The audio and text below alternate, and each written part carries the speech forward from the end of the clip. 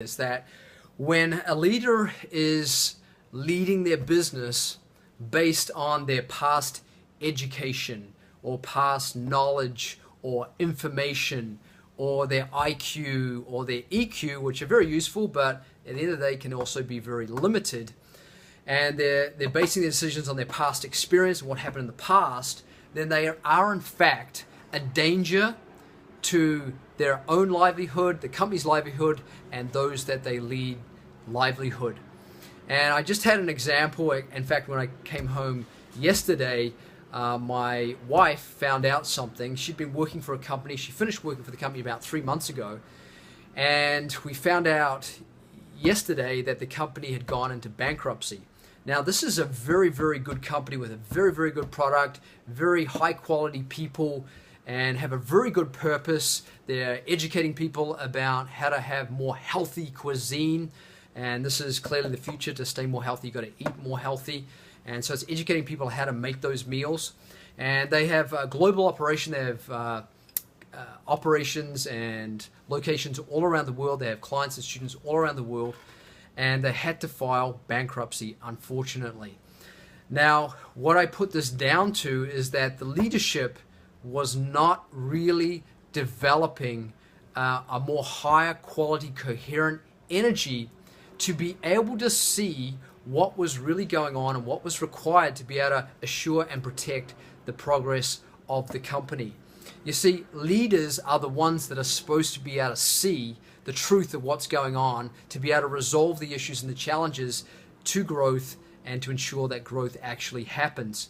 So if you're not developing yourself and developing better coherent energy to be able to see more clearly what's going on, you are a threat. You are the major weak link to your company, because you can get so caught up in working on your business and in your business, but if you're not working on yourself to have better energy, to be able to see more clearly, then you are the enemy to the business. And you either need to move out of the way to make way for someone who is able to see clearly what's going on or is developing themselves in a better way, or you need to start engaging in a process of having more coherent energy. So here's the examples, here's the analogies.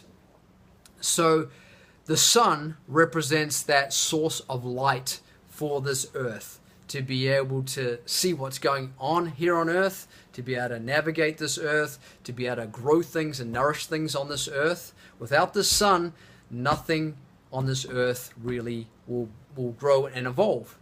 And that light is based on energy, that fire energy that radiates light that nourishes this earth. Now, this light that comes from the sun, it's not like 1/3 of the sun or 1/2 of the sun is light and the other half is not, it's dark. It's full 360 degrees in every direction, light that's being radiated.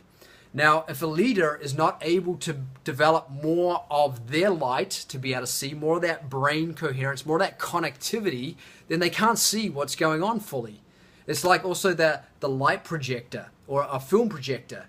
In order to project images onto a screen, you require a sufficient quality of light to be able to project those images onto the screen. And so if a leader doesn't have sufficient light to be able to see and project things, then they can't change or impact their environment. They can't pull the company out of dark spots or tough spots. So this is why it's so important for leaders to be able to do this. Now, GE is another example. They were a $180 billion company 10 years ago. Today, they're a $120 billion company. They made a loss last year, despite the fact of spending about $1 billion a year on training and education of their people.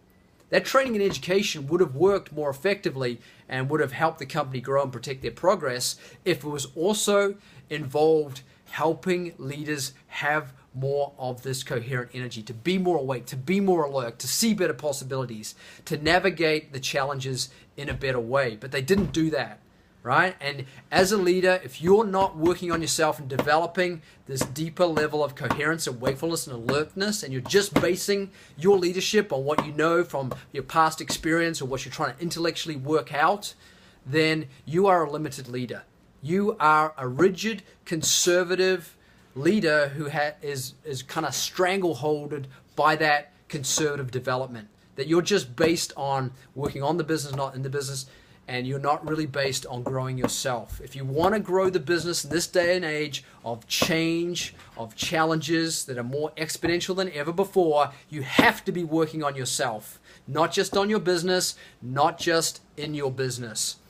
And this is not an intellectual process. This is an experiential process where you're actually waking up more of that potential, more of that ability to see and feel what's really going on, to get to the truth of the matter so that you can be triumphant over any challenge. So that's my message. I hope it sinks in with you well. And if you want support on this, then reach out to us. We'll discuss in a deeper depth of how this works, and so that you can have more protected and assured success as a leader.